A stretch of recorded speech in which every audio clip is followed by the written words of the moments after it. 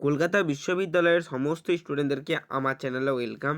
আজকে ভিডিওটা শুধুমাত্র তোমাদের ফার্স্ট সেমিস্টার হিস্ট্রি অনার্সের ছাত্রছাত্রীদের জন্য।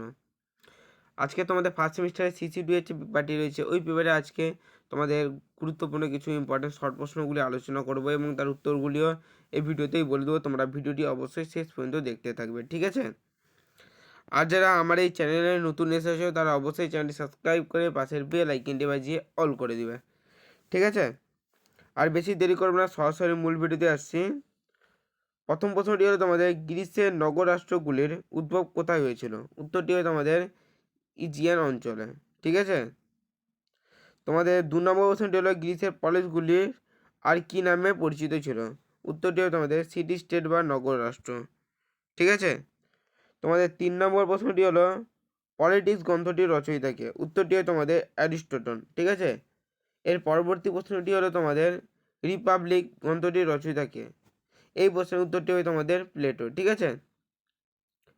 এর পরবর্তী প্রশ্নটি হলো তোমাদের পলিসগুলির যে অংশে হাট বাজার বসত সেগুলি কি বলা হতো? উত্তরটি হলো তোমাদের অ্যাগোরা, ঠিক আছে? 6 নম্বর প্রশ্নটি হলো তোমাদের গ্রিসের সর্বাধিক উল্লেখযোগ্য দুটি পলিসের নাম কী ছিল? উত্তরটি হবে তোমাদের এথেন্স ও স্পার্টা, ঠিক আছে? তোমাদের 7 নম্বর প্রশ্নটি হলো এথেন্সে কী ধরনের শাসন ব্যবস্থা ছিল? এই প্রশ্নের উত্তরটি হবে তোমাদের গণতান্ত্রিক শাসন ব্যবস্থা ছিল, ঠিক আছে? এর পরবর্তী প্রশ্ন হলো তোমাদের স্পার্টাতে কী ধরনের শাসন ব্যবস্থা ছিল? এই প্রশ্নের উত্তরটি হবে তোমাদের অভিজাততান্ত্রিক, ঠিক আছে? তোমাদের 9 নম্বর প্রশ্নটি হলো এথেন্সের সমিতি কী নামে পরিচিত ছিল? উত্তরটি হবে তোমাদের অ্যাক্লেসিয়া, ঠিক আছে? এর পরবর্তী প্রশ্নটি হলো তোমাদের অ্যাথেন্সের রাষ্ট্রপ্রধানকে কী নামে রাখা হতো? উত্তরটি হবে তোমাদের আর্কন নামে, ঠিক আছে? তোমাদের পরবর্তী প্রশ্নটি হলো স্পার্টার শাসন পরিষদ কী নামে পরিচিত ছিল? এই প্রশ্নের উত্তরটি হবে তোমাদের গেরুসিয়া, ঠিক আছে? এর পরবর্তী প্রশ্নটি হলো তোমাদের পলিসে বসবাসকারী বিদেশিরা কী নামে পরিচিত ছিল? উত্তরটি হবে তোমাদের মেটিক, ঠিক আছে? এর পরবর্তী প্রশ্নটি হলো তোমাদের এথেন্সের সাধারণ মানুষকে কী নামে ডাকা হতো? এই প্রশ্নের উত্তরটি হবে তোমাদের ডেমস, ঠিক আছে?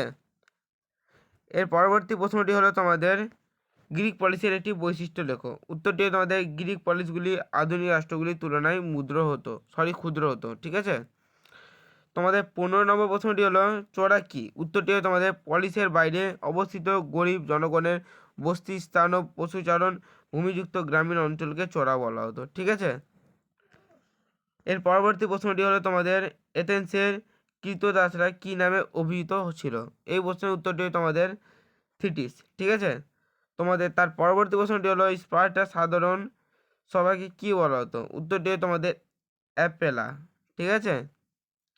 এর পরবর্তী প্রশ্নটি হলো তোমাদের স্পার্টার কৃতদাসরা কি নামে পরিচিত ছিল? উত্তরটি তোমাদের হেল্ট, ঠিক আছে? আজকের ভিডিওটা এতটাই, আর কিছু কথা বলবো না।